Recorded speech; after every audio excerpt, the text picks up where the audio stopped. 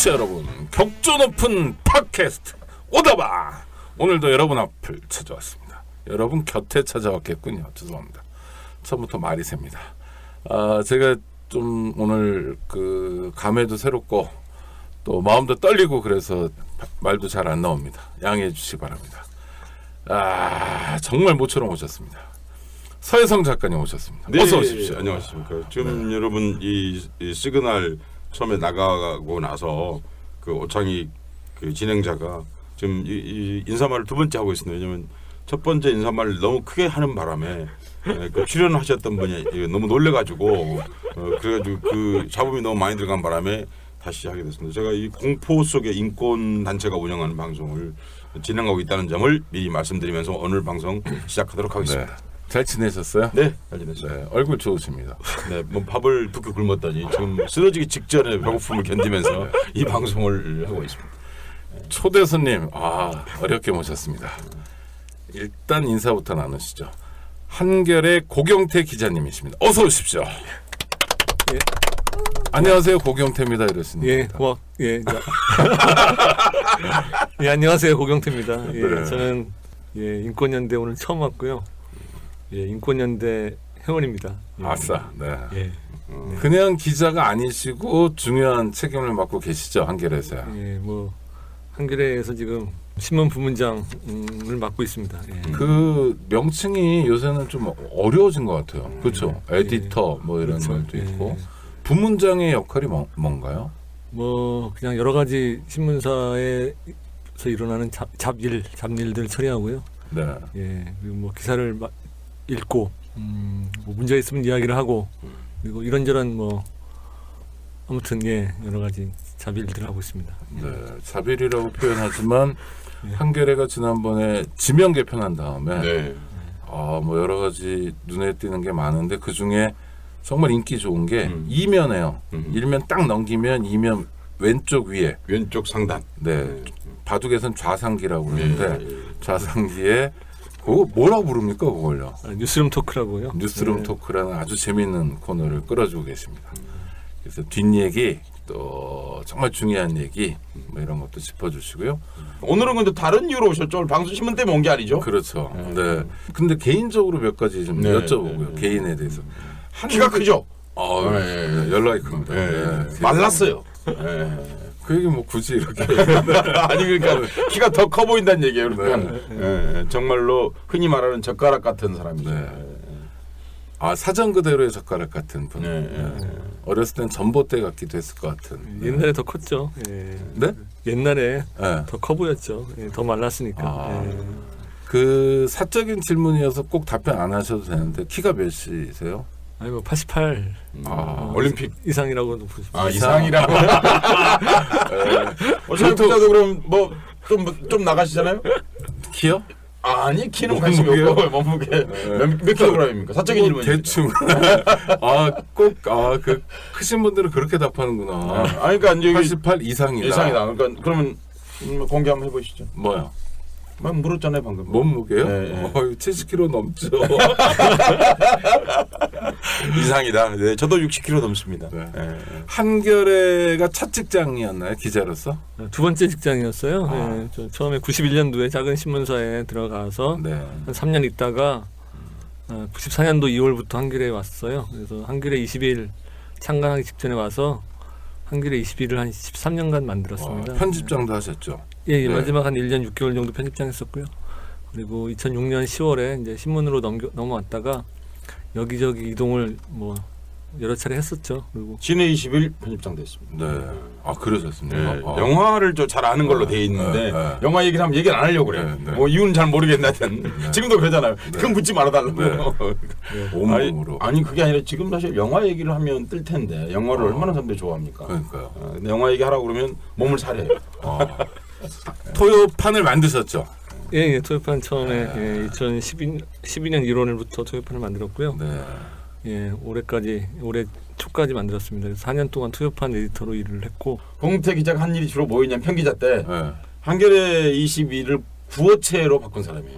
그러니까 제가 이 공로를 굉장히 높이 칩니다. 왜냐하면 그때 한겨레 21이 이제 한겨레 신문이 광고를 별로 못 받았거든요. 네네. 그러니까 뭐냐면 그 주간 월요일마다 한겨레 신문에 일면 5단 광고를 쳤어요. 한겨레 21로 네네. 쳤는데 거기 카피를 다 쓴 사람이에요. 근데 그 카피가 뭐냐면 이전까지 이런 기사가 있으니까 이렇게 쓰질 않은 거야. 네. 아주 그 얘기를 재밌게 썼어요. 사실 권경태가 주목받은 건 기사도 아니고 네. 에디터 능력도 아니고 광고 그 광고 카피로. 카피 아. 잘 쓰는 걸로. 그러니까 제가 이거 너무 재밌다. 네. 그래 한겨레 21 아는 기자한테 전화해봤어. 아니 도대체 이 광고 누가 짜냐? 네. 보통은 이제 광고 짜는 사람이 따로 있잖아요. 그런데 그렇죠. 기자가 짠다. 그래서 기자가 누구냐? 그랬더니 뭐 이런 사람이 있다고. 고경태다. 그때부터 제가 고경태를 관심을 네. 갖게 되었죠. 내내 방송이 이렇게 진행됐거든요. 일반적으로 기자들이 움직이는 동선하고는 좀 달리 움직이셨던 것 같아요. 그렇죠? 예, 뭐 예. 그러니까 그렇죠. 잡지에 오래 계셨고 토요판 예, 하셨고 예. 그 사이 뭐 왔다 갔다 했다고 하지만 예, 예. 뭐 경찰서 출입 주로- 기자 이런 건 안 하신 예, 거잖아요. 예. 주로 이제 주간지에 많이 있었고요. 네. 한겨레 21에 있다가 한겨레 신문에 와서 이제 ESC라는 걸 만들었거든요. 그것도 네. 이제 일종의 주간지였죠. 일종의 주간지였고. 그러다 신의 21로 갔는데 신의 21도 주간지였고. 네. 네, 그러다 이제 다시 한겨레 신문으로 와서 좀 있다가 이제 또 토요판을 했는데 그것도 결국은 이제 주간지적인 특성이 있는 거여서 어. 일주일 단위로 일을 하는 거에 익숙해 있는데 지금은 이제 매일 일을 하고 뭐 요새는 뭐 글도 쓰고 어떤 매일매일 어떤 편집되는 상황들을 이렇게 그 가운데 있으니까 좀 숨이 가쁩니다. 그러니까 사실 원래 고경태 기자는 네. 주말에 약속할 수 없는 사람으로 좀 유명한 사람이었어요. 옛날에. 왜냐면 늘 주간지 일을 해왔기 때문에 네, 네, 네. 한겨레 신문에 와서도 이제 뭐 ESC를 한다든지 혹은 뭐 토요판 하면 한다든지. 뭐 금요일 예, 저녁까지는 금요일은 약속이 없는 사람이었죠. 네, 네. 금요일에 약속 없는 남자. 네. 그렇죠. 그러니까 이 말을 불금이 뭔지 모르는. 예, 네. 지금 이렇게 정리할 수 있겠죠. 사실은 고경태 기자는 신문 전문가로서도 독특한 위치를 차지하고 있는 네. 사람입니다. 무슨 얘기냐면 키만 큰 게 아니라. 예, 정말로 에디터, 전문 에디터, 네. 신문을 기획하고 만드는 사람, 아. 그런 사람으로서 독보적 위치에 있고 또 그것 때문에 지금까지 책을 여러 권 냈는데 네. 그 에디터와 관련된 책이 제일 많이 팔렸죠. 대한민국 아니요, 현대사. 아니요. 그 책은 많이 에디팅을 안 이제 한 그런 책을 썼는데 뭐죠 책 제목이요? 그 유혹하는 에디터라고요. 아 유혹하는 에디터. 2009년도에 나온 책입니다. 이제 첫 네. 책이고요. 아. 근데 그 사람들은 이런 거죠. 뭔가 고경태를 알고 있는 두 가지 사람이 있습니다. 네. 하나는 에디터 고경태, 또 인기 강사의 그걸로요. 아. 일종의 이제 신문사를 가려고 하는 문화센터 이런 데서요. 그러니까 그 에디터로서는 이게 신문사를 가거나 잡지사를 가려고 하거나 출판사를 가려고 하는 사람들의 일종의 텍스트입니다. 아 입문서. 예, 예, 예. 이건 보고 예, 예. 네가 기자가 돼야 된다. 네. 지금도 나온 지 오래됐는데 지금도 꾸준히 팔고 있는 아. 그런 책이고요. 그런데 이제 고경태 기자가 이렇게만 기자들의 선생님이네요. 그렇죠. 네. 예, 예. 직접 가르치지 않았어도. 예, 예. 아. 직접 강의를 하죠 또. 네, 네. 그리고 이제 그런 기자가 하나가 있는가 하면 한겨레 21에 있으면서 근데 이렇게 에디터만 했으면 우리가 오늘 모실 이유가 없죠. 그렇죠. 예, 그러면 이제 아카데미에서 불러야 되는데 네, 네. 그게 아니고 그런 것만 한 게 아니라 또 기사를 썼어요. 골치 아프게 썼는데 그것이 한겨레 21에서 했던 일이었죠. 그것이 오늘 우리가 부른 이유죠. 아니 그러니까 아까 숨가쁘게 돌아가고 있다고 그랬잖아요. 일상이요. 예, 예. 부문장, 신문 부문장 하면서 예, 예. 그 숨가쁜 일상 중에 지금 전시회도 하고 계시죠. 그렇죠. 예. 네. 예, 한마을 이야기 폭리폭넛전을 하고 있습니다. 폭리 폭넛전. 폭넛천. 예, 폭리폭넛은 베트남의 한 마을이 두 개의 마을인데 아, 예, 이거를 폭리 마을과 폭넛 예, 예, 마을. 예, 이거를 뭐 그냥 쉽게 얘기하느라고 이제 한 마을로 이제 퉁친 거고요. 네. 실제로는 두 개의 마을이긴 합니다. 근데 바로 옆 마을이고 이 원래 이 전시회는 제가 저 토요판 있을 때 원래 할 예정이었어요. 원래 올해 2월에 할 예정이었는데 뭐 이런저런 사정들이 겹치면서 6개월 7개월 정도 미뤄졌죠. 예. 원래 2월에 하려고 했던 이유는요. 네. 폭리폭넛이라고 하는 것이 베트남에 있는 한 작은 마을입니다. 실제로는 네. 우리가 지나가다 이렇게 들러볼 일도 없는 그냥 고속도로에 가다 보면 있는 것 같은 그런 작은 마을인 한촌이죠. 그런데 그곳에서 어떤 큰 사건이 있었기 때문이었고 그것이 2월이었습니다. 그래서 원래는 2016년 2월에 그것도 정확하게 2월 12일 날 전시 오픈을 하려고 준비를 했는데 그게 이제 잘 되질 않았어요. 여러 가지 사정 때문에요. 그래서 안 되어 가지고 이제 9월에 하게 된 전시입니다. 그 전시가 어디서 언제까지 하죠? 아트링크라는 갤러리에서 지금 10월 아트링크. 예, 네. 10월 1일까지 하고 있고요. 네. 보통 인사동이라고 얘기를 하죠. 정확한 행정지명은 모르겠는데 그게 아마 저 북촌쯤이죠. 윤보성길 아닙니까? 윤보성길. 그렇죠. 예, 윤보성길에 있는 북촌 덕성여고 근처에 있는 아트링크라는 갤러리에서 9월 9일부터 시작을 했고요. 예, 10월 1일 토요일 날이 마지막입니다. 그러면 우리 청취자 여러분들 이 방송 월요일부터 들으실 수 있으시니까 토요일까지만 보실 수 있다고 합니다. 예. 한마을 이야기. 아침 10시부터 저녁 6시까지. 저녁 6시까지입니다. 예. 부지런하지 않으면 그리고 못 보시네요. 입장료는 없습니다. 네. 예. 그러니까 베트남 이야기인데 왜 베트남에 관심을 갖게 되셨는지. 예. 그 얘기의 시작을 위해서 그러니까 네. 아까 한겨레 20일 얘기를 했었는데 20일 기자 고경태. 예, 네. 한겨레 20일에 있을 때 그 베트남에 관한 자료를 처음으로 보도하신 거죠, 그러니까? 아니 뭐 한겨레 21에 있을 때 음. 제가 그때 편집팀에 있었고요. 해외 통신원들을 제가 기사를 받고 그 편집을 하는 그런 역할을 했는데 예, 그 중에 이제 여러 한 20개국 통신원들이 있었는데 그 중에 이제 베트남 통신원 구수정 씨가 있었고요. 예, 구수정 씨가 관심을 갖고 이걸 하다 보니까 같이 이제 보도를 하게 됐죠. 어떤 내용을 보도를 했습니까? 일단은 이제 98년부터 그런 얘기들을 많이 했었어요. 베트남전 관련 베트남전 당시 한국군이 그 작전 지역에서 민간인 학살을 했다는 그런 정부 문서가 있다고 한다. 그래서 그 정부 문서를 입수하려고 한다. 그리고 그래서 저는 뭐 적극적으로 하자라고 얘기를 했었고 그러다가 결국 구수정 씨가 1999년 여름에 그 정부 그 입수한 정부 문서를 갖고 그 문서에 나오는 지역 한국군이 작전했던 중부 5개성에 가서 그 베트남이 이제 위로는 하노이가 있고 밑으로는 호찌민이 있잖아요. 네. 호찌민은 예전에 사이공이라고 불렀는데 한국군이 작전했던 지역은 사이공 위에 있는 그러니까 그 옛날에 17도선이 있었죠. 17도. 우리로 말하면 38선 네, 같은 38선 거죠. 같은 17도선이 있었는데 그 밑에 있는 지역에서 작전을 했습니다. 네. 그러니까 우리로 치면 성이라는 게 도인데 5개 성에서 작전을 했는데 그 5개 성이라는 건 꽝하이성, 꽝남성, 그다음에 빈딘성, 그다음에 푸엔성, 칸호아성 이렇게 5개 성이 있습니다. 그 중에 이제 우리가 요즘 많이 가는 다낭 뭐 이런 데가 이제 그 근처죠. 호이안 다낭 이런 데 관광 많이 가죠. 그게 네, 바로 중부 이제 지역. 호이안이 이제 한국군 청룡부대가 머물렀던 지역이라서요. 그 지역을 중심으로 해서 이제 한국군 작전 지역이 있는데 그 지역을 가서 한 달 넘게 그 피해자들을 처음으로 만난 거였죠. 구수정이라고 하는 당시 통신원이 그분은 베트남에 계시는 분이었나요? 그렇죠. 베트남에 통신원이라는 건 당시에 한겨레 신문이 주재원 같은. 특파원을 쓸 형편이 못 되어서 이제 그 당시에 그 지역에 있는 러시아, 뭐 베트남, 브라질 이런 데에 통신원 제도를 두고 있었어요 그 당시에. 그래서 그분들에게 도쿄에도 그 당시에는 특파원이 아니었고 통신원도 있었고 그랬었죠. 그러니까 이주익 씨가 했었죠. 그러니까. 장관 초기엔 그랬고. 장관 초기에 그러니까 그런 상황이어서. 그러면 구수정 씨라는 분은 베트남에서 뭘 하시는 분인데요? 처음에는 그냥 아마 무작정 갔을 거예요. 아무 이유 없이 가서 이제 뭔가를 하기 시작했고 뭐 삼성 비나 그때 삼성 합작 그룹인 삼성 비나에서 일도 했고 그러다가 이제 그 주로 이제 한국 사람들이 이제 시민단체 사람들이 이제 베트남에 가면 가이드하는 역할도 많이 했고 그 이제 그러다가 93년에 처음 갔는데 제가 알기로는 93년에 처음 갔는데 98년부터 이 문제에 관심을 갖고 이제 글을 쓰기 시작했죠. 그거를 사회주의인 베트남하고 수교를 다시 한 것이 92년도 1년도 그렇죠. 그쯤이었고 그 직후에 건너가서 이렇게 회사 생활, 흔히 말하는 비즈니스 생활을 하다가 이런 문제 인식을 갖고 이제 비즈니스 생활도 했고 이제 호치민 대학 역사학과에서 석사 과정을 받기 시작했죠. 그러면서 이제 문제 인식을 갖고 문제 접근하다가 그것이 이제 고경태라고 하는 당시 한겨레 신문 에디터하고 연결이 되어 가지고 이제 문제가 별로 근데 이게 보도했을 때 좀 굉장히 시끄러웠던 기억이 지금도 나는데요.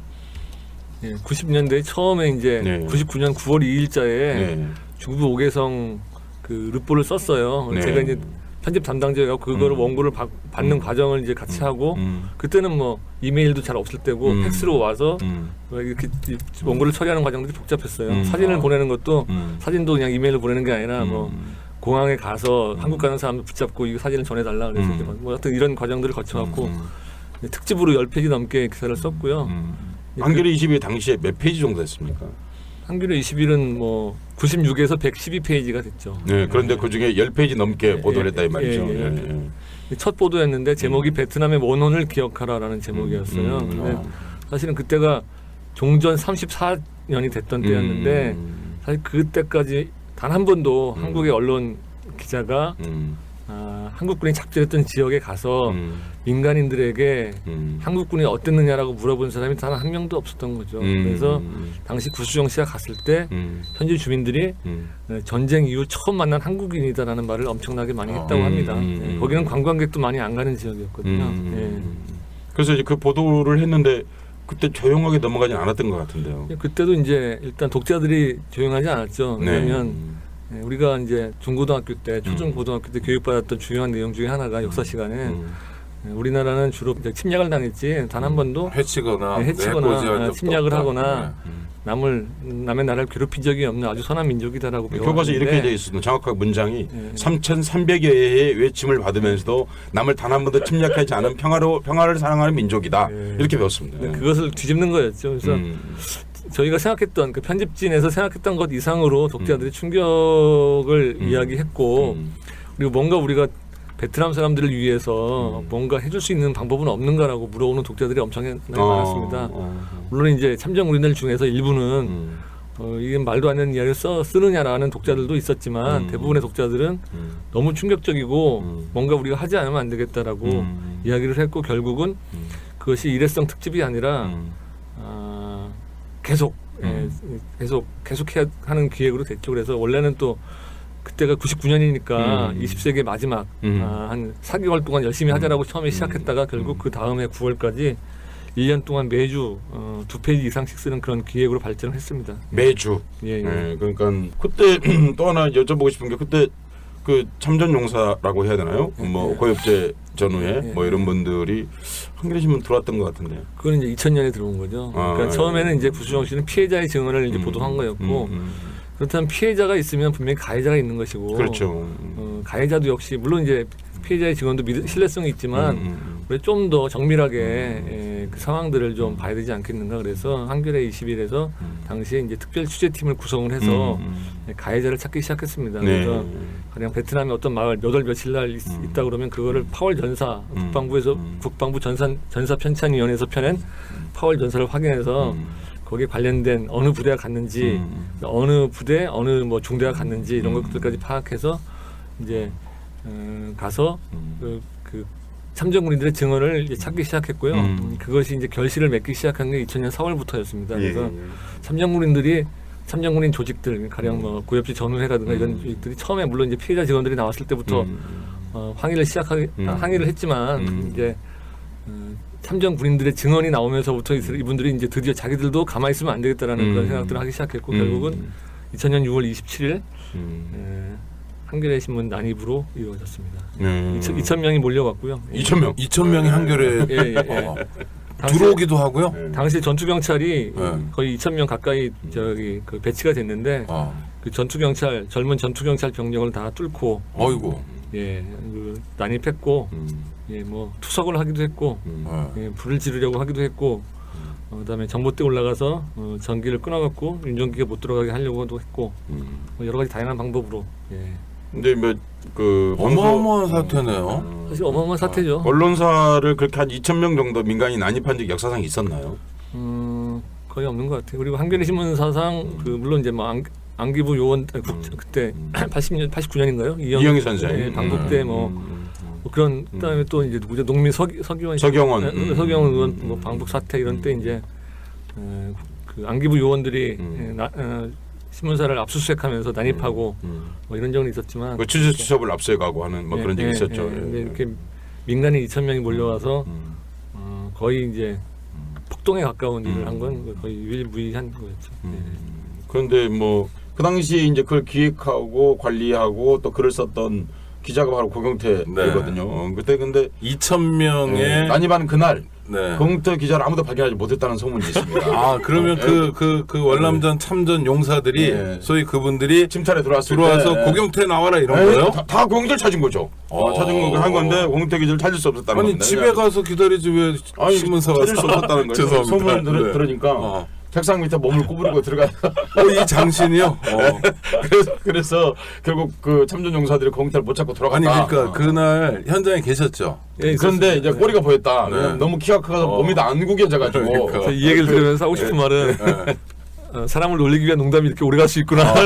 본인 직접 물어보는 게 좋을 것 같아요. 왜냐하면 사실은 그 당시에 그 일이 이제 요즘 같으면 인터넷이었으면 더 난리 났겠지만 그렇죠. 그때 이미 이게 저도 전화로 받았거든요. 한겨레 신문 난리가 나다 누군가 저한테 전화를 한 거예요. 왜냐하면 말이 그렇지 2,000명 정도 되는 사람이 그 당시에 고엽조 전후에는 할아버지가 아니었습니다. 지금 같은 할아버지가 아니었다고요. 그러니까 그렇죠. 지금부터 16년 전이니까. 그러니까 이제 그분들이 중년들이죠.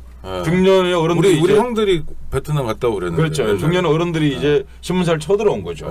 쳐들어왔는데 이제 그래서 이제 일종의 후원을 말하자면 한겨레 신문 가야 된다 시민들이. 왜냐하면 이 경찰만 갖고 안 되기 때문에 지키러. 일종의 요청이 온 거예요. 이제 그래서 저는 좀 늦게 도착해서 난리가 났더라고요. 한마디로 말해서. 그러니까 현장에 계셨군요. 그날 왔다고요? 네, 그렇죠. 나 가봤죠. 나중에. 나중에 아닌 것 같은데.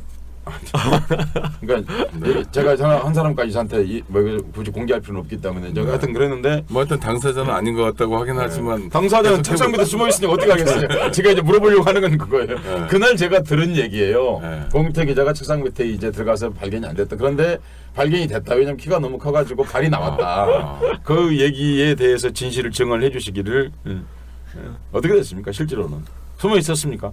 아니 당시 4층에 제가 그때 한겨레 20 사무실이 5층이었는데 예, 그때 이제 신문 편집국은 7층에 있었고요.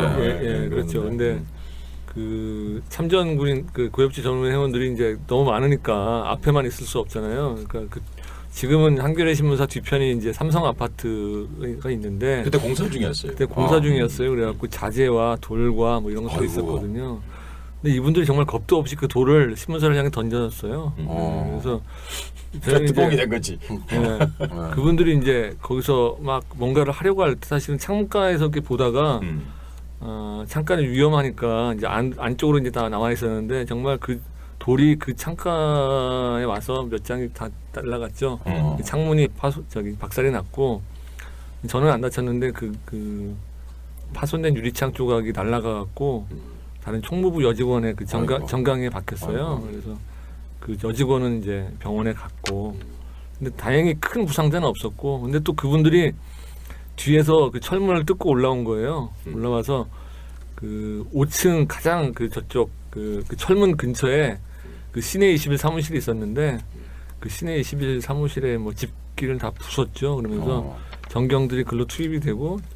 저희들은 이제 다른 6층 뭐 이런 데로 이제 갔죠. 6층 어디 있었습니까? 근데 저는 이제 5층에 있다 6층 지나서 7층으로 갔는데 7층에서도 이제 그분들이 또 철문을 뜯고 들어오려고 그랬죠. 그래갖고 이제 거기서는 또 이제 그다음 잘 기억이 안 나는데 하여튼 뭐 흥분한 또 몇몇 기자들이 가서 뭐 쇠파이프 들고 가고 그랬죠. 근데 책상 밑에는 어떻게 된 거죠? 책상 밑에는 기억이 없는데요. 왜 부인하는 게 아니라 기억이 없다고 그러시네요. 사실이 저는 궁금한 게 그 2,000명이 와가지고 이렇게 한 거예요. 고경태 나와라 그런 거예요. 진짜 그런 거예요? 사실이에요. 고경태 나와라? 아니 사실이에요. 잘 모르겠는데 사실이에요. 그러니까 왜냐하면 그거 하는 사람이 고경태니까. 그러니까 사실 제가 이 말씀 드리는 이유는 그날이 바로 한국인이 베트남에 대한 생각을 바꾼 날입니다. 그러니까 그게 무슨 의미입니까? 무슨 얘기냐면 그전에는 따이안 넘버원 같은 생각을 교과서나 언론에 의해서 계속 만들어졌던 거죠. 네. 따이안 그런데 대한. 그런데 이제 그날을 꼭 그날은 아니지만, 그러니까 그날이 바로 그분들이 거기에 왔다는 것은 사실 자기들이 그런 일 안 했으면 올 필요가 없는 거죠. 사실은요. 아니면 다른 식으로 하거나. 네. 그런데 그날 보러 한국인들이 다수가 한국 군인이 베트남에서 뭐를 크게 저지르긴 저질렀구나. 근데 그날이 진짜 정말 어렵게 얘기하면 베트남전에 대한 어떤 기억의 어떤 투쟁, 기억 투쟁의 어떤 서막이 진짜 열린 날이죠. 그렇죠. 저는 그래서 그날이 제가 좀 이제 재밌게 하려고 이제 책상 밑에 사실 이게 들은 얘기는 맞아요. 그런데 들은 얘기 맞는데 기억이 안 난다니까 뭐 맞는 것 같아요. 십몇 년째 지금 회자되고 있는 얘기입니다. 그런데 그보다도 이제 그날이 굉장히 중요한 날이었다. 2000년 6월이죠. 6월 27일이요. 27일. 그날부터 한국인들이 베트남에 대해서 죄의식 그리고 베트남에 대한 사과 그리고 베트남에 대한 미안함 하는 것들을 갖게 된 그런 기점이었다. 그러니까 이제 핵심으로 들어가면 구체적으로 대한민국 군인들이 베트남 가서 뭔 짓을 어떻게 했다는 겁니까? 안녕하세요. 오창익입니다. 인권연대는 정부나 기업의 지원을 사양하고 오로지 시민의 참여로만 운영하는 100% 순도의 민간 인권단체입니다. 1999년 창립 이래 한눈 팔지 않고 오로지 인권운동에만 매진해 왔습니다. 인권연대 회원으로 참여해 주세요. 인권연대 회원이 늘어나면 그만큼 인권연대의 활동도 풍부해지고 활발해집니다. 인권연대 회원가입은 인권연대 홈페이지를 참고해 주세요. 감사합니다. 뭐 여러 가지 일들을 했겠죠. 근데 이를테면 네. 피해자 증언 또 가해자 증언도 좀 확보하신 거잖아요. 예, 그다음에 근데 이제 그 당시 이제 99년도에 그 구수정 씨가 이제 피해자들의 증언을 토대로 해서 기록한 것과 베트남 정부가 이제 기록을 취합한 것에 따르면 약 80여 개 마을에서 9천여 명이 8년 동안 죽임을 당한 걸로 나오고 있어요. 예, 일단 기록만 보면 그러니까 80여 개 마을에서 예, 예, 8년 동안 9천 명 정도를 예, 예. 학살했다. 그렇죠. 예, 그게 한국 군인들이 한 것만. 예, 그렇죠. 네. 그러면 예를 들어서 이것에 대해서 우리도 어렸을 때 뭐라고 배웠냐면 빼트콩이죠. 빼트콩. 빼트콩은 뭐 구별이 잘 안 된다. 그래서 저게 양민, 소위 민간인인지 또는 총을 안 들고 있는 전투원인지 구별이 안 된다. 그래서 어쩔 수 없었다라고 얘기합니까? 아니면 전체를 부인합니까? 일단은 뭐 그런 일이 없었다고 부인하는 사람도 있고 네. 조금 있었지만 실수였다. 그리고 방금 말씀하신 것처럼 그 민간인과 베트콩을 구별하기 힘든 게릴라전의 특성상 어쩔 수 없 불가피한 일이었다라고 이야기하기도 하죠. 예. 그 뭐 가령 이제 제가 지금 하고 있는 폭력 사건만 하더라도 네. 그날 총 74명이 죽었거든요. 74명이 죽었는데 그 거기에 갔던 그 마을에 들어갔던 소대장들조차 이건 뭐 변명의 여지가 없다라고 얘기를 하는데 이제 그걸 통계를 보면 보통 이제 베트콩이라고 하면 물론 이제 뭐 할아버지도 베트콩이다, 뭐 10살짜리 어린아이도 베트콩이다라고 할 말이 없죠. 네. 그렇게 믿기 시작하면. 근데 거기 보면 20대, 30대 남자는 한 명도 없고 74명 중에 10대 이하의 어린이들이 26명입니다. 26명이고 그날이 68년 2월 12일이었는데 68년 2월 12일. 68년생도 있고 둘이죠. 예. 68년생이 둘이죠. 67년생도 있고 그건 67년생이건 8년생이건 깐난아기라는 거잖아요. 그렇죠. 깐난아기고 대부분 이제 부녀자, 할아버지, 할머니, 그리고 어린아이들이죠. 대부분이죠. 근데 애기들을 왜 죽여요? 이해할 수 없는 거죠. 그래서 가장 저 폭력 사건도 그렇습니다. 도대체 왜 죽였는가라고 했을 때 그건 어떤 변명도 못 하잖아요. 이거 왜 죽였는가라고 했을 때 그걸 정확히 설명할 수 없는 거예요. 그 어. 아무도 자기가 죽였다는 사람은 없거든요. 자기가 특히 이제 뭐 가령 포로를 한두 명을 포로를 죽이거나 이런 부분에 대해서는 양심 고백을 한 사람이 있지만 네. 전체가 책임을 져야 되는 전체 그러니까 복수 이상의 어떤 그런 전투부대원들이 같이 참가한 합동작전에서 그 이루어진 집단 사살에 대해서는 지금까지 단 한 명도 자기가 참여했다라고 하는 사람이 없습니다. 그러니까 학살의 방식이 모아놓고 집단적으로 총을 쏴서 죽이는 방식으로 죽였나요? 뭐 폭력 같은 경우에는 그런 양상이 보이죠. 한 3군데에서 집단적으로 모아놓고 죽인 그런 양상이 보이죠. 그러니까 갓난에게는 자기 힘으로 어디 모아놓는데 갈 수 없으니까 그런 아이들 엄마 품에 있는 아이들을 죽여버린 거예요. 그런 경우가 많죠. 그 말은 흔히 말하는 그 마을 사람들이 더 참혹하게 느꼈을 것은 단지 74명이 죽어서만이 아니라 평소에 그 이른바 베트콩이 출연하거나 그런 마을은 아니었던 거죠. 이른바 뭐라고 그럽니까? 그런 마을을 이렇게 그 안전마을이라고 안전마을. 예. 저는 그렇기 때문에 이 한번들의 상처가 더 충격과 상처가 더 컸을 것이다. 다른 지역에 비해서 남베트남의 어떤 그 행정력이 많이 미치는 지역이었고 남베트남 군 우리로 치면 이제 그 남한군이죠. 그런 군경의 가족들이 많이 사는 그런 마을이었죠. 와. 물론 이제 그 안에 베트콩도 많이 있었습니다. 근데 이제 뭐 다 둘이 다 공존하는 그런 마을이었습니다. 뭐 베트남의 모든 마을이 다 그러니까. 아니 그러니까 뭐라도 한마디로 설명은 있을 거 아닙니까? 그냥 전혀 없습니까? 그 74명의 죽음에 대해서 설명할 사람은 없죠. 죽인 사람 입장에서 설명할 사람은 없고요. 대한민국 군인들이 죽인 건 확실합니까? 그건 확실한 것 같아요.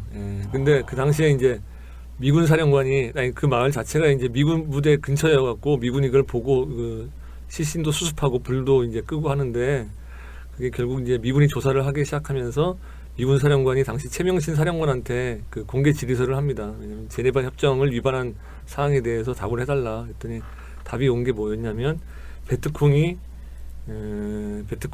한국 군복을 입고 기만하기 위해서 죽였다라고 하는데 지금도 그렇게 믿고 있는 참전군인들이 많아요. 그거는 너무나 많은 베트남 사람들과 그때 조사를 했던 미군들과 남베트남 군인들을 바보로 하는 거죠. 말로만이 아니라 정식으로 공문을 보내서 그렇죠. 항의를 했는데 나온 답이 그 정도다. 그것도 그냥 공문이 아니고 웨스트 모어랜드라고 당시에 이제 미군의 총책임자죠. 그러니까 실은 근데 이제 이 대목에서 얘기해야 되는 게 그 68년도 2월달에 그런 일이 있었을 때 그 당시에 미군 사병이 사진을 찍은 거죠. 예. 어떤 사람이 사진을 그러니까 찍었나요? 이게 이제 이 사건이 많이 알려지게 된 계기는 네. 이게 큰 길가에 있었다는 겁니다. 예, 폭리 마을이 특히 이제 폭리 마을은 하노이와 호찌민을 잇는 일본 국도, 일본 국도 바로 근처거든요. 그리고 그 일본 국도에는 바로 미군과 남베트남 민병대로 구성된 혼합소대가 있었어요. 그러니까 이 학살이 벌어지던 당시에 그 초소에 있던 미군과 남베트남 군인들이 다 쌍안경으로 이걸 다 봤다는 겁니다. 굳이 쌍안경을 안 써도 다 보이는 그런 지역인데 좀 더 정확히 보기 위해서 쌍안경으로 봤겠죠.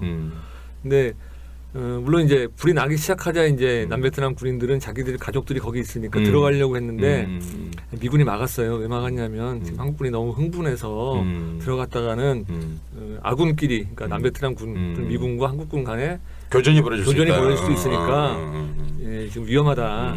그러니까 저 사람들 철수한 다음에 가자라고 해서 다 철수한 다음에 들어가죠. 근데 그 들어가는 그 군인들 중에 제이 본이라는 그런 상병이 있었습니다. 그래서 이제 제이 본이 이제 그 당시에 뭔가 베트남전을 자기가 사진으로 기록하겠다는 욕심이 있었대요. 그 미국 원래 그 사병이 그 문서에 따르면 그래서 상관이 이제 같이 가면서 자기가 그 카메라를 들고 들어갔다고 합니다. 그러면서 이제 거기 있는 참혹한 광경들을 이제 사진에 담았고요.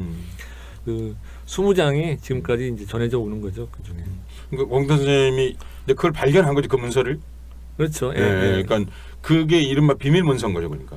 비밀 문서인데 미군 문서입니까? 미군 문서. 미군 문서인데 2000년 6월 1일 날 기밀 해제가 됐어요. 30년 보존 연한인데 2000년 6월 1일 날 그 해제가 됐고 그 문서를 처음 찾은 사람은 누구였어요? 제가 마침 그 당시에 이제 그걸 찾고 있었는데 여러 경로를 통해서 결국 손에 얻은 거죠. 그게 이제 11월이었고요. 11월에 이걸 한겨레 21 커버 스토리로 보도를 했습니다. 그때 그러면서 이제 그 20장의 사진이 공개된 거죠. 그렇죠. 그 본상병이 찍은 그러니까 본상병은 사진병이었습니까? 사진병은 아니었던 것 같아요.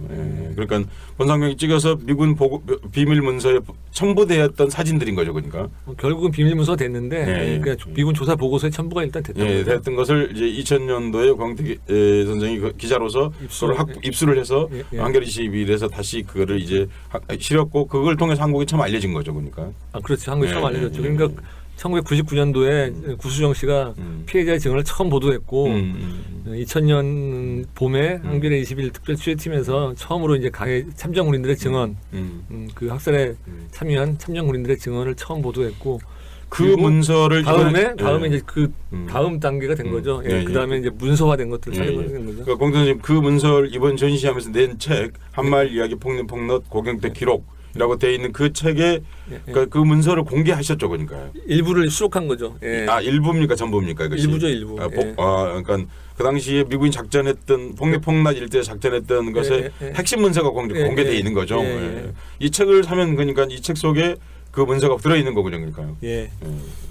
그 폭남 마을에 가보셨죠, 거기. 여러 번 가셨죠? 여러 번 얼마나 가셨습니까? 그러니까 뭐 6년에 걸쳐 갔습니다. 그러니까 1년에 한두 번 이상 뭐 이런 식으로. 그러니까 2000년부터 시작을 해서요. 올해 1월까지. 올해 1월은 뭐 어떤 단체에서 가는데 딱 하루 갔었고요. 6번 갔죠. 6번. 그때 그 마을에 그 학살 말고 생존자는 없었습니까? 다 죽었습니까? 있었죠. 아니면? 생존자가 많이 있죠.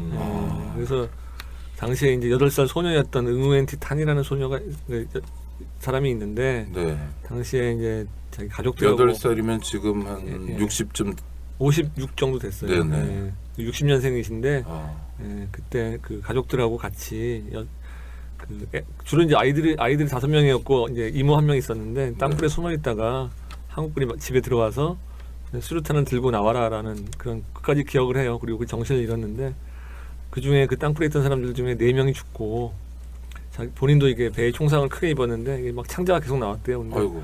이분이 이제 정신을 놓지 않고 끝까지 밖으로 나와서 결국 당시 이제 운이 좋았어요. 그래서 미군이 헬기를 가져왔거든요. 그래갖고 헬기를 타고 병원에 가서 1년 동안이나 입원한 다음에 살아났죠. 그런 생존자들이 꽤 있습니다.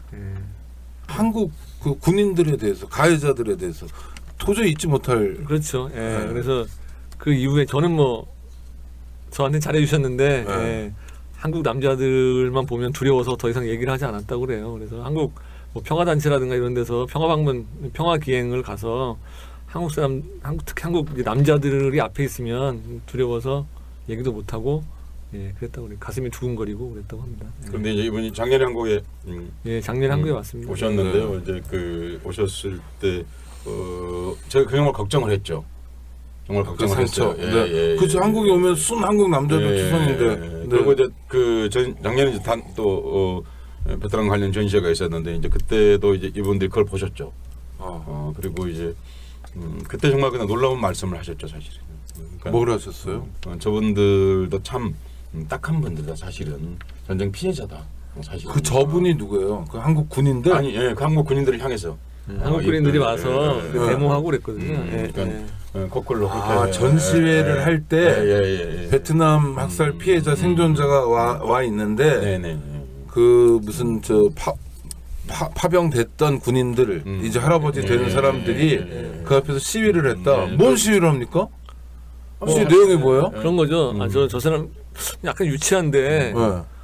베트콩이다 이런 거였죠. 그런 거죠. 그런데 하여튼 근데 그랬어요. 근데 베트콩이 와서 지금 거짓말을 하는 거다. 네, 그렇죠. 예, 그런 식으로 이제 아니 그때 그럼 그 8살짜리 베트콩이네요? 참네. 소녀. 근데 제가 이제 이 자리에서 말씀드리면 이런 거죠. 그래서 이제 그분들이 오셨는데 꼭 해드리고 싶었던 게 사실 이분들이 그때는 우리가 치료를 못 해드렸잖아요. 그렇지 한국군이 그렇죠. 이게 총상 입었을 때 그렇죠. 미군이 해줬다는 거죠. 근데 아이고. 나중이라도 나이가 드셔서라도 혹시 몸이 아프실까봐 네. 병원에 좀 보내드리는 게 좋겠다. 그런 생각이 사실 들어서 병원에 보내드렸어요. 그래서 두 분을 그런데 이제 검진을요? 예, 검진과 치료. 네. 만약에 무슨 병이 있으면 치료해드리겠다. 아이고, 라는 생각으로 고생하셨네. 했는데 사실 이 자리에서 제가 고마운 말씀 드리고 싶어서 그런 네, 건데 그래서 이제 양길승 당시 녹색병원 원장한테 그 부탁을 드렸어요. 그런데 녹색병원 원장께서 이제 제가 부탁을 드렸죠. 그런데 그 두 분에 대한 검진을 해주셨어요. 그리고 만약에 병이 있으면 무슨 일이 있어도 다 최대한 노력하겠다 이렇게 말씀을 하셨어요. 네. 그런데 검진을 했는데 다행히 이분들에게서 큰 병이 없는 걸로 발견이 되었고 그래서 정말로 그럴 때 하는 말이 감사하다는 말인 것 같아요. 아니 저 녹색병원에는 무조건 감사한데 예. 그분들이 한국 정말- 사람들한테 당했던 것에 비하면 정말 아유 네. 참 네. 제가 고맙다는 말씀 드리는 게 양길승 원장에 대해서도 고맙다는 말씀 드리고 네. 싶은 건데 사실은 저는 몰랐는데 그게 이제 그러고 나서 그 일을 끝내고 원장 일을 그만두셨어요. 그러니까 그게 원장을 그만두기 마지막으로 했던 일이어서 정말 고맙고. 자 하여튼간에 그 한국 군대가 한 거잖아요. 그럼 대한민국 정부가 이 사건에 대해서 또 이 사건과 비슷한 다른 민간인 학살에 대해서 어떤 입장입니까? 입장이 있습니까? 없다는 입장이고요. 예. 없다요. 예, 폭립 그런 일은 없었다. 예, 폭립폭력 같은 경우는 대단히 상징적인 사건인데 1969년도에 이제 중앙정보부에서 여기 참여했던 그 장교와 사병들을 조사를 합니다. 네. 예, 그 당시가 이제 왜 조사를 하게 되냐면 밀라이 학살이라는 유명한 사건이 있잖아요. 네네. 그 사건은 68년 3월, 그러니까 이 폭립폭력 사건 한 달 후에 이제 벌어진 사건인데 이 사건도 당시에는 알려지지 않았다가 나중에 문제가 돼요. 그래서 당시 책임자들이 이제 법정에 서고 하는데 이것 때문에 이제 미국에서도 반전 여론이 일어나고 막 이러면서 이제 이게 잘못하면 한국군에게도 튈 뻔한 그런 일들이 벌어집니다. 그러면서 이 일소대장이 나중에 이제 포항에 있을 때 베트남에서 돌아와서 포항에서 근무하고 있는데 서울에서 올라오라는 그런 명령이 떨어져서 갔더니 결국 남산 중앙정보부 가서 이 조사를 받았다고 해요. 조사를 받았는데 그때 수사관이 한 얘기가 박정희 대통령이 궁금해서 수사를 하는 것이다라고 했고 그냥 뭐 그 사람은 있는 그대로 이야기를 했고 그렇게 이제 수사를 했었는데요. 당시 수사관이 이제 그 일소대장이 했다는 얘기는 그거밖에 없었습니다. 절대 나가서 쓸데없는 얘기 하지 마라. 절대 나가서 아무 얘기도 하지 마라라는 게 전부였고요. 그리고 2000년에 그 이제 한겨레 21이 이걸 한참 보도할 때 국방부 장관이 구두로 지시를 해요. 밑에 국방군사연구소에. 그래서 지금 한겨레 21을 포함해서 여러 언론에서 이 양민학살, 베트남전 양민학살을 다루고 있는데 이게 사실인지를 조사를 해라. 그래서 폭립폭력 학살도 조사를 해요. 조사를 하는데 딱 한 글자 있습니다. 유사 작전 없음 이거밖에 없거든요. 근데 사실은 그게 무슨 뜻이 유사 작전 없으면 그런 일이 뭐죠? 없다라는 거죠. 그럼 폭립 폭력도 부인하는 겁니까? 모든 사건을 다 부인하고 있죠. 김대중 노무현 정부 때도요? 김대중 정부 때는 이제 명시적으로 베트남전 민간인 학살을 언급하진 않았지만 베트남전 그 한국군이 작전했던 그 민간인 학살이 발생했던 그 5개 성에 그 코이카 자금, ODA 자금을 들여서 병원과 학교를 세웠고요. 네. 당시 이제 한국에 왔던 그 베트남 주석한테 그 불행했던 과거에 대해서 유감으로 생각한다는 이야기를 했죠. 베트남 정부의 입장은 어떻습니까? 베트남 정부의 입장은 뭐 우리가 아주 흔히 알다시피 과거를 닫고 미래를 열자라는 입장을 가진 것으로 저희가 오랫동안 알고 있죠. 그것이 뭐 기본적으로 방침이고요. 여전히. 근데 이제 그 사실 그 이번 전시를 하면서 근데 한국 신문에는 별로 보도되지 않았는데 베트남 신문에 굉장히 많이 보도됐죠. 이 고경태 기자의 전시회가 폭낮 그 기록전이 왜 베트남 신문은 그렇게 폭넓게 그 일면에 나가고 그랬더라고요. 그러니까 베트남의 한겨레 신문 같은 데 나왔다는 거죠? 아니 뭐 여러 신문에 나왔어요. 하나만이 다 일면에. 아니라? 다 일면에 나온 건 아니고 한 번 나간 것도 아니고 여러 번에 걸쳐서 보도가 되었거든요. 뚜이찌라는 신문은 뭐 전시에 관련해서 전시 소식 그러니까 전시를 한다라는 거 예정 기사 그다음에 저 인터뷰 그다음에 전시의 오프닝 행사까지 해서 3번에 걸쳐 다뤘고요. 그리고 뭐 그밖에 라오동 그다음에 탄닌 뭐 영문판 베트남 뉴스 등등이 이제 이 전시회를 대단히 이례적으로 크게 보도했고요. 그리고 전시뿐만 아니라 전시회 소식이 끝나자마자 이제 뚜이찌라는 신문은 총 7회에 걸쳐 베트남전 민간인 학살의 실상에 대해서 보도를 했습니다. 그래서 상당히 이례적이다. 그동안 베트남 정부가 취해왔던 방침과 견뎌보면 왜 이럴까라는 생각이 들 정도로 왜냐하면 베트남은 사회주의 국가이고 언론이 그냥 언론만 따로 존재하는 게 아니거든요. 그렇죠. 그러니까 당과 밀접한 관련이 있기 때문에 상당히 저희도 의아하게 생각하고 있어요. 전에 없던 반응과 관심이라는 그렇죠. 건 분명한 거죠.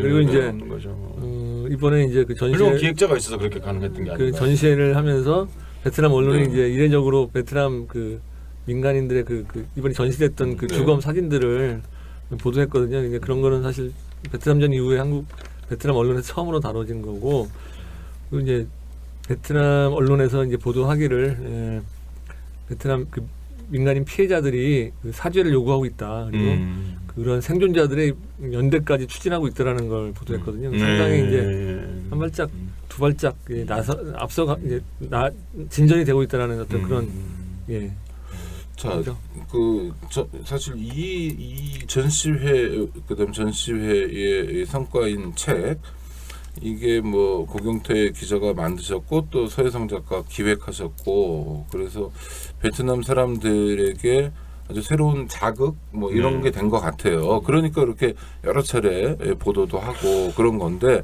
아니 저는요 만약 고경태 기자 이제 하여튼 그런 일이 있었다는 건 객관적 사실이고 이건 뭐 완벽한 순도로 하여튼 대한민국 군대가 그것도 일 개인이 아니잖아요. 군대가 가서 전형적인 하여튼 반인륜적인 반인도 범죄를 저지른 거고 자 베트남에서 이제 문제 제기를 하든 안 하든 간에 대한민국 정부 대한민국이란 나라의 숙제는 남아있는 거 아닙니까? 이게 얼마가 가더라도 또 우리가 뭐 그 위안부 문제든 다른 문제 얘기할 때도 사실 같은 논리로 얘기하고 있잖아요. 그래서 한번 조언을 해주신다면 한국 정부 어떻게 해야 됩니까? 일단은 이번 정부에서는 불가능하지 않을까 싶어요. 아니 하여튼 간에 혹시 모르니까 뭐 일단 진상조사가 먼저 이루어져야 되죠. 그러려면 이제 그 예전에 사실은 그 김대중 노무현 정부 때 그 과거사 조사를 했잖아요. 네, 진실화해위원회니 의문사 진상규명위원회니 유신 시절에 벌어졌던 여러 가지 뭐 김대중 납치 사건이라든가 이런 것들을 포함해서 여러 가지를 했는데 사실은 그때 했던 분들 중에 그런 말씀을 하신 분도 있어요. 가령 뭐 베트남도 이거 했어야 되는데 못해서 아쉽다. 근데 사실 그럴 만한 여력이 없었던 거죠. 근데 만약 뭐 정권이 교체되고 좀 민주정부가 들어선다면 다시 또 이제 과거사 조사를 위한 특별 기구가 만들어진다면 베트남 이런 학살 문제도 이제 조사 기구 그 범위에 포함돼야 되지 않겠는가 하는 생각. 예, 이제 공태 기자 얘기는 1차 조사를 하지 않고는 사과고 뭐고 그건 어렵지 않겠느냐 그 말이 좀 기본적으로 먼저 사실 확인을 하고 진상조사. 그다음에 근데 지금 민간 차원에서는 지금 이런 게 움직임이 있거든요. 가령 지금 민변 안에서 베트남 네. 모임이 있어요. 그래서 주로 이제 폭력 사건도 이제 자료를 가져갔는데 이 사건에 대해서 피해 보상 재판 시작하려고 하는 움직임도 있고. 네. 그러니까 이제 보상이 두 가지가 있을 수 있는데 하나는 민간인 개별자가 할 수 있는 게 있고요. 네. 국가 단위 보상을 요구할 수 있는 거고 그건 좀 이제 할 수 있는 게 있으니까 민변이 베트남 변호사가 아니라 한국인 변호사가 그 일을 하고 있다는 건 굉장히 중요한 의미를 지닌다고 네. 봅니다. 그리고 덜 죄송하긴 한데 또 하나는 자 범죄를 저질렀으면 범죄자는 처벌해야 되잖아요. 특히 우리나라는 요새 공소시효가 법이 바뀌어가지고 이런 범죄는 시효도 없고 그 한국만 그런 게 아니라 인도의 반환 범죄, 반일륜 범죄는 공소시효가 없는 거 아닙니까? 끝까지 추적해서 처벌하겠다. 특히 독일이나 뭐 이런 데서 그런 걸 하는 걸 보고 우리가 환호성을 지르잖아요. 뭐 90살 넘은 아우슈비츠의 뭐 무슨 실무자 뭐 이런 사람도 처벌받고 있는데 가해자 처벌해야 되는 거 아닌가요? 맞죠. 예, 가해자 처벌하는 게 맞는데요. 그 얘기도 있습니까 지금요?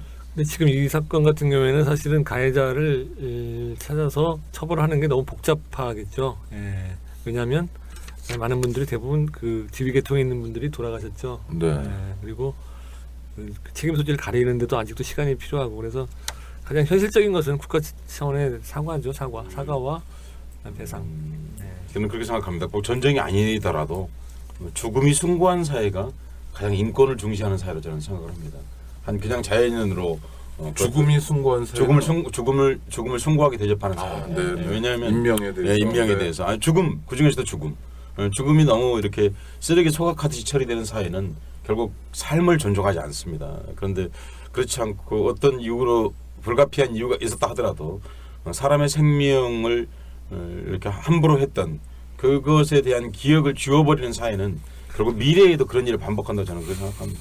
그런 점에서 권태 기자가 지금 베트남전 참전 우리가 한지 51년 그리고 종전한 지 41년 되었는데 그 10몇 년 동안 이렇게 취재해오고 또 이렇게 전시까지 하고 또 그렇게 해서 어떤 평화의 한 기자가 할 수 있는 일이 의외로 많지 않거든요. 근데 한 주제에 17년 6년 이렇게 매달려서 그 도달하고 있는 그 어느 지금 중간 지점에 우리가 만나고 있는데요. 그 중요한 그 경로를 우리가 지나가고 있다. 한국의 한 휴머니티가 그런 생각을 하게 됩니다. 아니 서혜성 작가님이 언젠가 그런 말씀을 방송에서도 하셨는데 공무원 한 사람이 뭐 정말 제대로 일할 때 그 변화 영향력이 얼마나 어마어마하냐. 그건 뭐 여러 분야에 계신 분들이 마찬가지일 것 같아요. 한 명의 교사, 한 명의 학교 선생님이 정말 제대로 할 때 물론 여건은 좋지 않지만 그것이 학생들에게 미치는 영향, 사람 인생을 바꾸고 이런 일들이 많잖아요. 저는 한 사람의 기자가 물론 이제 회사에 소속된 직장인이고 직원으로서 뭐 인사 배치되는 데 따라서 이리저리도 가야 되고 그렇지만 하나의 주제에 천착하고 그것도 20년 가까운 시간 동안 현장을 방문하고 정말 땀 흘리고 또 기사를 통해서 독자들에게 알려주고 그 성과를 모아서 한 권의 책 또는 하나의 전시회를 만들었다는 게 저는 그 독자의 한 사람으로서 그냥 시민의 한 사람으로서 굉장히 고마운 일 같아요. 우리가 성찰할 수 있는 좋은 기회를 주시는 것 같고요. 앞으로도 계속 베트남 민간인 학살에 대해서는 관심을 가지시겠다는 거죠.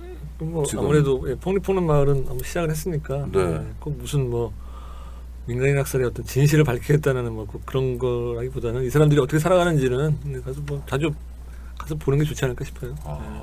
개인적으로 아니면 개인적으로 기자로서 그렇고, 둘 다. 예, 그렇죠. 꼭 뭐 계속 그날 어떤 일들이 있었는가. 물론 그것도 이제 알 수 있다면서 좋겠지만 2세대, 3세대 사람들이 어떻게 살아가고 있고 베트남 사회가 어떻게 바뀌고 있는지 뭐 이런 것들도 상당히 흥미로운 지점이 있거든요. 청취자 여러분 하여튼 그 전시회가 오래 남진 않았는데 10월 1일 토요일까지 진행되니까 혹시 시간 되시는 분들은 저녁 6시까지만 한답니다.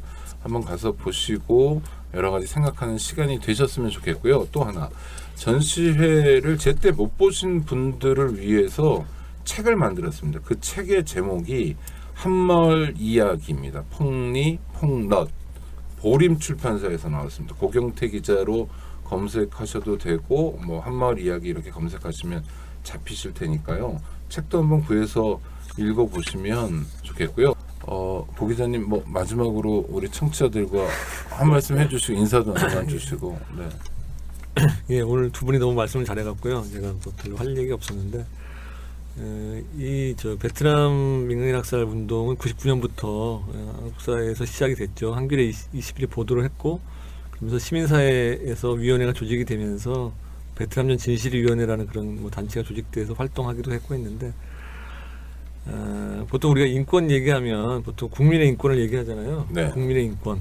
국가가 당연히 세금을 내는 국민들의 인권을 존중하고 뭔가 그 향상에 기여해야 된다. 근데 이 부분은 좀 특별한 부분이잖아요. 베트남은 사실은 비국민의 인권, 비국민의 인권인데 물론 이제 대한민국과 관련성이 있는 거죠. 그래서 상당히 한국 인권 운동사에서 새로운 부분, 약간 특별한 부분이라고 생각해요. 그래서 뭐 인권 연대 회원뿐 아니라 인권에 관심 있는 여러분들이 국민들뿐 아니라 비국민들의 인권에도 그것이 우리와 어떤 관계가 있고 우리와 어떤 역사가 있는지를 좀 관심을 가져주시기 바랍니다. 네. 아니 전 공범이라고 생각해요. 잘 몰랐고 솔직히 말씀드리면 한겨레 21에 그렇게 오래 보도하실 때 있잖아요. 잘 안 보게 되더라고요. 아니 그러니까 이상한 한국 사람의 뭐랄까 이런 내부 방어 기제 이런 게 작동되고 있는 저를 또 봐요. 이렇게 아니 학살이어서 보고 싶지 않은 면도 있지만 굳이 우리 외삼촌도 있는데 뭐 이러면서 좀 보고 싶지 않은 마음도 솔직히 좀 있더라고요. 그래서 다른 기사보다 좀 열심히 안 읽었던 저를 봤거든요. 그때도 보고 지금도 보는 거죠. 그 뭐 다 저랑 비슷하지는 않으시겠지만 하여튼 그런 면에서 우리가 공범이 아닌가. 우리 서 작가님 전시회 만들어 주시고 또 책도 기획해 주시고 이런 말씀을 정리하고 싶습니다. 이번 전시회가 어떤 의미가 있고 네. 또 이번 책이 어떤 의미가 있는가. 그냥 간략하게 그냥 그 오창익 진행에 너무 많은 말이 네, 때문에 죄송합니다. 네. 편집할 겁니다. 네. 그 말씀 드리고 싶습니다. 이 진실이나 역사에 대한 망각은 미래를 미리 실패하는 겁니다. 미래를 미리 실패한다. 과거란 왜 웃으세요? 저 감동 먹을 표정으로 네 이러는데 네, 고경태 기자도 너무 멋있는 네. 말만 골라하는 것 같아요. 미래를 미리 실패한다. 아니 그러니까 역사에 대해서 망각하면 그게 민족이든 국가든 간에 그들의 내일도 없다. 사실은 제가 뭐 이걸 하게 된 것도 제가 무슨 물론 뭐 저 스스로 최소한의 책임감은 있는데 제가 다른 사람이 했으면 좋겠다는 생각을 했어요. 많은 사람 좀 더 영향력 있는 매체에서 이런 좀 더 많은 없잖아요. 영향력 있는 매체는 한겨레 말고. 아무튼 네. 좀 다른 분들도 관심을 갖고 그게 뭐 단독이든 특종이든 많이 좀 했으면 좋겠다라고 생각했는데 아무도 여기에 대해서는 관심을 안 가져서 제가 한 거예요, 그냥. 네. 하여튼 청취자 여러분 들으신 바와 같습니다. 베트남에 있는 한 마을 폭리 폭넛 같은 듯 다른 듯 그런 한국 사람들이 들어가면서 정말 생지옥이 됐던 많은 어린이, 여성, 어르신들이 한꺼번에 집단 학살됐던 그 기억을 쫓는 기자가 있습니다. 고경태 기자고요. 전시회 못 가시는 분들은 책도 한번 살펴봐 주시면 고맙겠습니다. 다음 주에 뵙겠습니다. 감사합니다. 감사합니다. 예, 감사합니다. 안녕하세요. 장발장은행의 대표를 맡고 있는 홍세화입니다. 200만 원, 300만 원 벌금을 내지 못해 감옥에 갇히는 분이 매년 4만 명이 넘습니다. 장발장은행은 이분들에게 무이자 무담보로 대출을 해주고 있습니다. 장발장은행을 후원해 주시기 바랍니다. 실로 모든 게 엉망으로 치닫는 듯한 세상입니다마는 스스로 아름다워지는 데에 경연쩍어 하지 않기를 바랍니다. 고맙습니다.